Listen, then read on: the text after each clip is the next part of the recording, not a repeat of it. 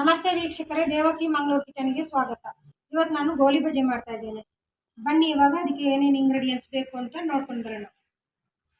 ಮೈದಾ ಹಿಟ್ಟು, ಕೊತ್ತಂಬರಿ ಸೊಪ್ಪು, ಕರಿಬೇವು ಸೊಪ್ಪು, ಹಸಿಮೆಣಸಿನಕಾಯಿ, ಮೊಸರು, ಉಪ್ಪು, ಸೋಡಾ ಪುಡಿ, ಜೀರಿಗೆ, ಓಂಕಾಳು, ಸಕ್ಕರೆ, ಕೊಬ್ಬರಿಕಾಯಿ ಕಟ್ ಮಾಡಿಕೊಂಡು ಇಟ್ಕೊಂಡಿದ್ದೀನಿ, ಶುಂಠಿ.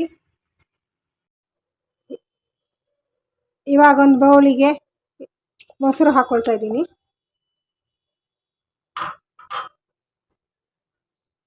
ಮೈದಾ ಹಿಟ್ಟು ಇದರಲ್ಲಿ 2 ಲೋಟ ಹಾಕೊಂಡಿದ್ದೀನಿ. ಜೀರಿಗೆ,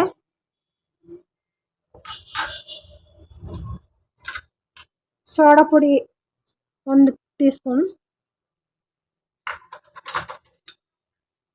ರುಚಿಗೆ ತಕ್ಕಷ್ಟು ಉಪ್ಪು,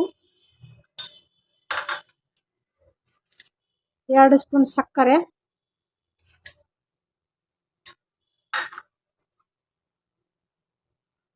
ಶುಂಠಿ,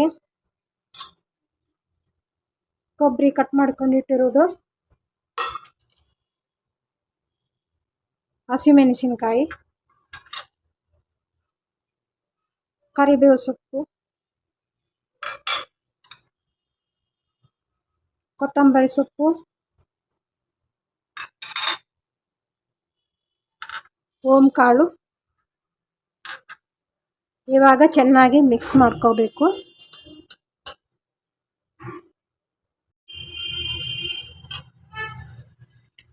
ಇವಾಗ ಸ್ವಲ್ಪ ಗಟ್ಟಿಯಾಗಿದೆ, ಅದಕ್ಕೆ ಸ್ವಲ್ಪ ಇವಾಗ ನೀರು ಹಾಕೊಳ್ತಾ ಇದ್ದೀನಿ. ಮೊಸರು ಆಗಲೇ ಹಾಕಿದ್ದೀನಿ, ಅದಕ್ಕೆ ಸ್ವಲ್ಪ ನೀರು ಬೆರೆಸ್ಕೊಂಡಿದ್ದೀನಿ. ಇವಾಗ ಚೆನ್ನಾಗಿ ಮಿಕ್ಸ್ ಮಾಡ್ಕೊಳ್ಳಿ. ನೋಡಿ, ಇವಾಗ ಹಿಟ್ಟು ಸರಿಯಾಗಿ ಹದ ಬಂದಿದೆ. ಇಷ್ಟು ತೆಳುವಾಗಿ ಇರಬೇಕು. ನಾನು ಸ್ವಲ್ಪ ನೀರು ಹಾಕ್ಕೊಂಡಿದ್ದೀನಿ, 1 ಲೋಟ. ಮೊಸರನ್ನು 1 ಕಪ್ ಹಾಕ್ಕೊಂಡಿದ್ದೀನಿ. ಇವಾಗ ಕರೆಕ್ಟಾಗಿದೆ. ಇದು ಇನ್ನೊಂದು 2 ಗಂಟೆ ಕಾಲ ಇದು ನೆನೆಯಲಿಕ್ಕೆ ಬಿಡಬೇಕು.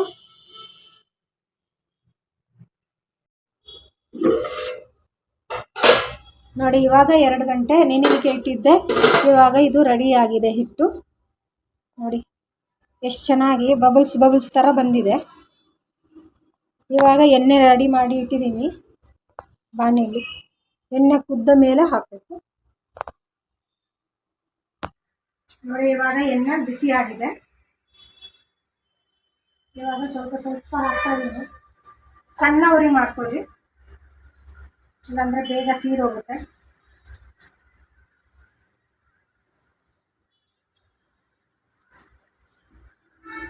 ನೋಡಿ, ಇವಾಗ ಸ್ವಲ್ಪ ಕಾದಿದೆ. ಈಗ ಉಪ್ತಾ ಇದೆ. ಈಗ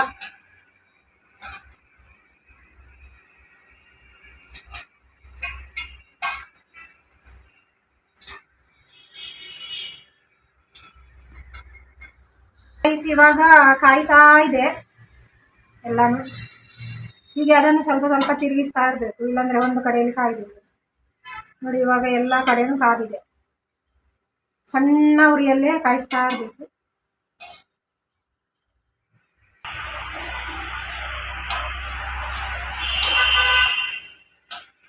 ನೋಡಿ, ಇವಾಗ ಗೋಳಿ ಬಜ್ಜಿ ಆಗಿದೆ.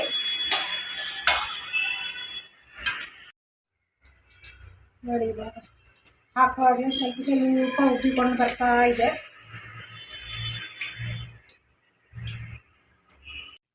ಈಗ ನಮ್ಮ ಗೋಳಿ ಬಜ್ಜಿ ರೆಡಿ ಆಗಿದೆ. ನೋಡಿದ್ರಲ್ಲ ವೀಕ್ಷಕರೇ, ಎಷ್ಟು ಸುಲಭವಾಗಿ ಗೋಳಿ ಬಜ್ಜಿ ಮಾಡಬಹುದು ಅಂತ. ಈ ರೆಸಿಪಿ ಇಷ್ಟ ಆದಲ್ಲಿ ಲೈಕ್, ಶೇರ್, ಕಮೆಂಟ್ ಹಾಗೂ ಸಬ್ಸ್ಕ್ರೈಬ್ ಮಾಡಿ. Okay, thank you.